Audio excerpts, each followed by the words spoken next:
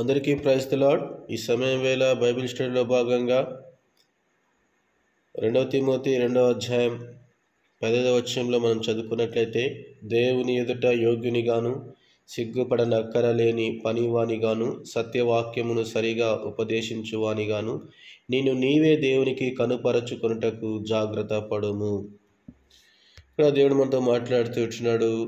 ప్రియులారా, వాక్యంలో చూస్తూ ఉంటున్నాం. నీవైతే యోగ్యుడిగా సిగ్గుపడనక్కర్లేని పనివాడుగా సత్యవాక్కు సరిగా ప్రయోగించేవాడుగా నీవు దేవునికి కనుపరుచుకోవడానికి ఆసక్తితో కృషి చేయి. కాబట్టి కనుపరుచుకోవాలా, ఎవరి మనుషుల ఎదుట కాదు, కానీ దేవుని ఎదుట నీవేం చేయాలా? కనుపరుచుకోవాలా. ఏ విషయమందు కనుపరుచుకోవాలా? యోగ్యుడిగా కనుపరుచుకోవాలా. సిగ్గుపడకూడదు, పనివాడిగా ఉండాలా. దేవుడు నీ కొరకు తన అమూల్యమైనటువంటి రక్తమును చిందించి నిన్ను రక్షించుకున్నాడు, మనలను రక్షించుకున్నాడు.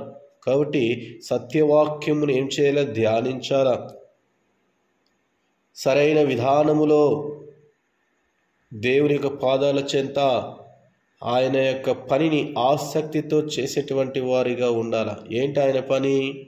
ఏం చేయాలంటే ఆయన పని చేయాలి. ఆ పని అంటే ఏంటి? దేవుడి లోకానికి వచ్చి ఏం పని చేశాడు? రక్షణ అనేటువంటి గొప్ప భాగ్యాన్ని మనకు కలుగు చేశాడు, రక్షించుకున్నాడు దేవుడు. కాబట్టి ఇటువంటి రక్షణలో అనేక మంది రావాలని మనం ఏం చేయాలంట? సిగ్గుపడకుండా యోగ్యులుగా ఆయన సత్యవాక్యమును ఏం చేయాలా? ఆసక్తితో అనేక మందికి సువార్త ప్రకటించాలి. అనేక మందికి ఏం చేయాలంట? సువార్తను ప్రకటించాలి. ఎప్పుడైతే సువార్తను ప్రకటించేటువంటి వారిగా ఉంటామో, సువార్త ప్రకటించు పాదములు ఎంతో సుందరములు. ప్రియులారా, ఈ లోకము ఎలాంటి లోకం అంట? చెడ్డ లోకం, దుష్టలోకం, పాపపు లోకం. కాబట్టి నీవైతే ఏం చేయాలంట? నీవైతే ఎవరు? నీవు అంటే ఎవరు? ప్రతి ప్రసంగికుడు కావచ్చు, సంఘ కాపరి కావచ్చు, సువార్థికుడు కావచ్చు. కాబట్టి ఇటువంటి బోధకులందరికీ ఈ మాట వర్తిస్తుంది. నీవైతే ఏం చేయాలా? దేవుని యొక్క సిలువను మోయాల, సిలువను ప్రకటించాలా. ప్రకటిస్తూ ఉంటున్నారా? అంతేకాదు ప్రియ సహోదరుడా, సహోదరి, సిగ్గుపడకూడదు, యోగ్యుడిగా ఎంచబడాలా. యోగ్యులుగా ఉండాలని దేవుడు కోరుతూ ఉంటున్నాడు. యోగ్యులుగా ఉండాలని దేవుడు ఇష్టపడుతూ ఉంటున్నాడు. మరి యోగ్యులుగా ఎంచబడాలంటే మనము ఏం చేయాలంట? తనను తాను మెచ్చుకునేవాడు కాదు, కానీ ప్రభువు మెచ్చుకునేవాడే ఆమోదయోగ్యుడు. 2 కొరింథీ 10వ అధ్యాయము 18 చూస్తాం. తనను తాను మెచ్చుకునేవాడు కాదు, కానీ ప్రభువు మెచ్చుకునేవాడే ఆమోదయోగ్యుడు. ప్రభువు మెచ్చుకోవాలా. చాలామంది మనుషులు మెచ్చుకోవాలా, అధికారులు మెచ్చుకోవాలని ఏవేవో చేస్తూ అంటారు ఈ లోకంలో. మెచ్చుకోవాల్సింది ఎవరంటే యేసుక్రీస్తు ప్రభువారు మెచ్చుకోవాలి. అదేవిధంగా మనం చూస్తాం, సిగ్గుపడకూడదు అంటున్నాడు. ఏం పడకూడదంట? సిగ్గుపడకూడదు. ఏ విషయం అనేది సిగ్గుపడనక్కర్లేదు. మనం దేవుని సేవకుడు ఎవరైనా సరే తన సోమరితనం వల్ల, నిర్లక్ష్యం వల్ల సరిగా పని చేయకుండా ఉంటే అతడు దేవుని దృష్టిలో యోగ్యుడు అనిపించుకోడు. దేవుడు మన పనిని చాలా జాగ్రత్తగా పరీక్షిస్తారన్న విషయము మర్చిపోకూడదు. సువార్త ప్రకటించు అని కొంతమంది సేవకుల్ని సువార్త ప్రకటించండిరా అంటే సువార్త ప్రకటించారు. ఏం చేస్తారంట? తినుచు, త్రాగుచు, సుఖిస్తూ, నిద్రపోతూ ఉంటారు. కాబట్టి ఇటువంటి వారు యోగ్యులుగా ఎంచబడరు, దేవునికి అసహ్యులుగా ఉంటారు. కాబట్టి సిగ్గు లేకోకుండా దేవుని యొక్క పని ధైర్యముతో చేయాలి. సిగ్గుపడనక్కర్లేకుండా దేవుని ముందు నిలబడే విధంగా మనం దాన్ని చేయాలి. అది ఏదైనా కావచ్చు. దేవుని పని చేసేవారిగా ఉన్నామా? ఆయన వాక్యమును బోధిస్తున్నామా? ఆయన పాటలను, కీర్తనలను అనేక చోట్ల పాడుతూ ఉంటున్నామా? పాటల ద్వారా కూడా రక్షణ కలుగుతుంది, వాక్యము ద్వారా రక్షణ కలుగుతుంది.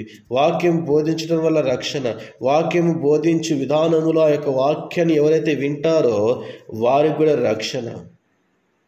కాబట్టి ప్రియులారా, మనం ఎలా ఉంటున్నాం? ఈనాడు దేవుడు సిగ్గుపడకూడదు అంటున్నాడు. చాలామంది సిగ్గుపడతారు, అందువల్ల యోగ్యులుగా ఎంచబడరు. సిగ్గుపడే వాళ్ళు యోగ్యులు కాదు, అయోగ్యులు. అంతేకాకుండా మనము పనివారిగా ఉండాలా. ఎవరి పనివారముగా ఉండాలా? ఏం పనివారముగా ఉండాలా? దేవుని యొక్క పని చేసేటువంటి వారముగా ఉండాలి. చూడండి, వాక్యం మనం చూస్తాం. కొలస్సీ 1:5 పౌలు దీన్ని క్రీస్తు శుభవార్తగా నిర్వచించాడు. దేవుని మెప్పును పొందాలంటే దీన్ని సరిగా ఉపయోగించడం నేర్చుకోవాలి. మనం దీన్ని బాగా అర్థం చేసుకుని ఇతరులకు వివరించి నేర్పగలిగిన వారమై ఉండాలి. దేవుడు మనకు అప్పగించిన వాటిలో ఇది అన్నిటికంటే ముఖ్యమైనది. కాబట్టి దీన్ని మనం చదువుతూ నేర్చుకుంటూ కష్టపడాలా. ఏమిటి చదవాలా? దేవుని వాక్యంలో చదవాలా, దేవుని వాక్యాన్ని నేర్చుకోవాలా, వాక్యం ఎలా బోధించాలో సిద్ధపడాలా, ఆత్మానుసారమైనటువంటి బోధ చేయాలా. శరీర సంబంధమైన బోధ కాదు. ఈనాడు శరీర సంబంధంగా బోధ చేస్తూ అనేక మందికి ఆ వాక్యం అర్థం కాదు. ఆత్మ సంబంధంగా బోధిస్తే వాక్యము అర్థమవుతుంది.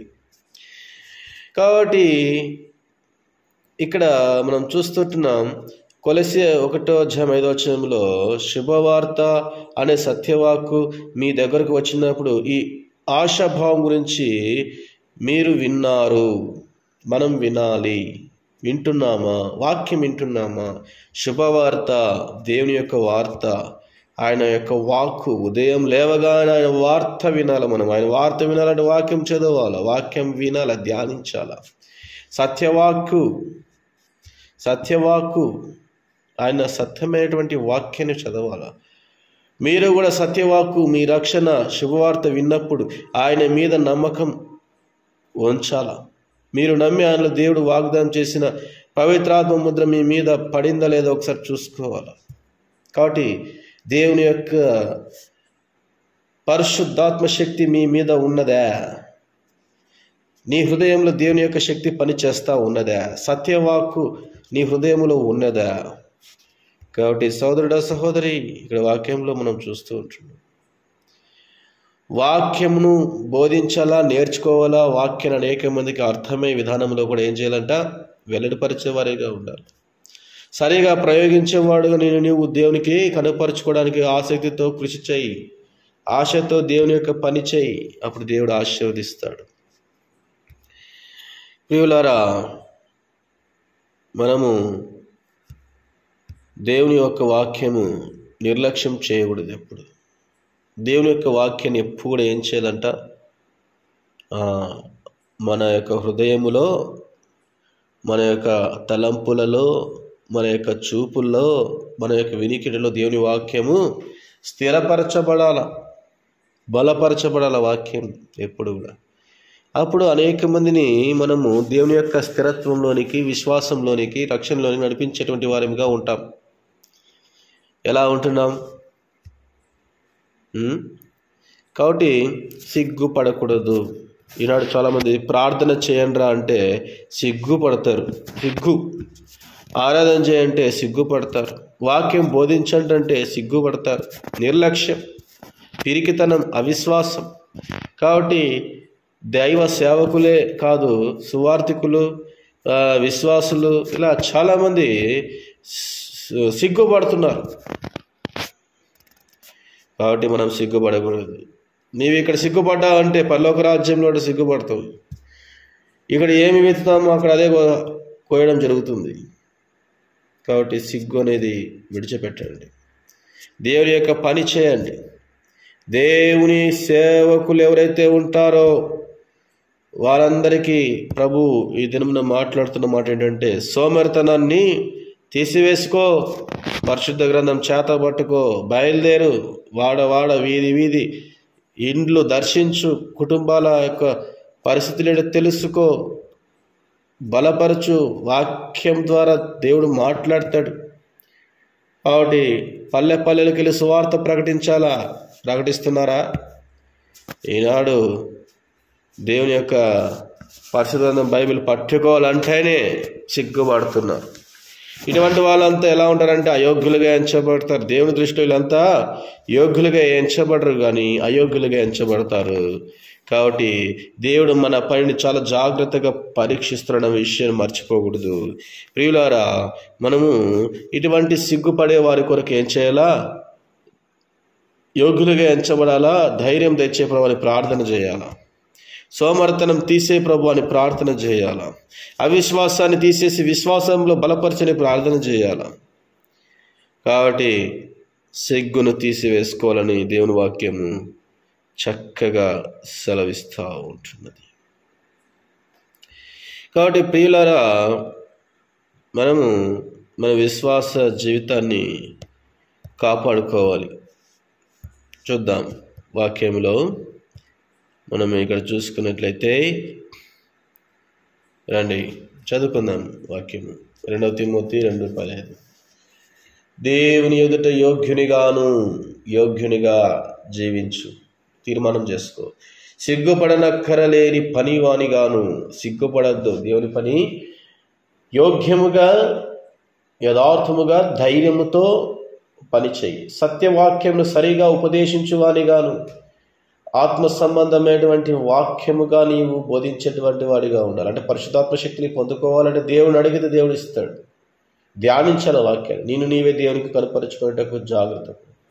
మనుషులకు కనపరుచుకోవద్దు, కానీ దేవునికి కనపరుచుకో, అప్పుడు యోగుడిగా ఎంచబడతాం. ఇది ఈ దినమున బైబిల్ స్టడీ యొక్క వాక్యం. కాబట్టి సహోదరుడ సహోదరి, పరీక్షించుకో, తీర్మానం చేసుకో.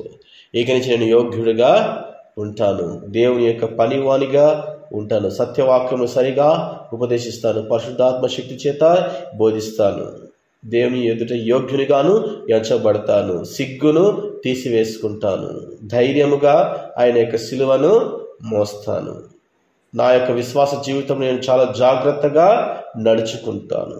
దేవుని పట్ల నీ యొక్క ప్రేమ వెల్లడిపరిచినట్లయితే దేవుడు నీ పట్ల కూడా తన ప్రేమను వెల్లడిపరుస్తాడు. కాబట్టి చెప్పబడిన వాక్యాన్ని హృదయంలో భద్రపరుచుకుని వాక్యానుసారంగా యోగ్యులుగా ఎంచబడాలని దేవుడు కోరుతూ ఉంటున్నాడు. దేవుని ఇచ్చిన వాక్యం దీవించింది.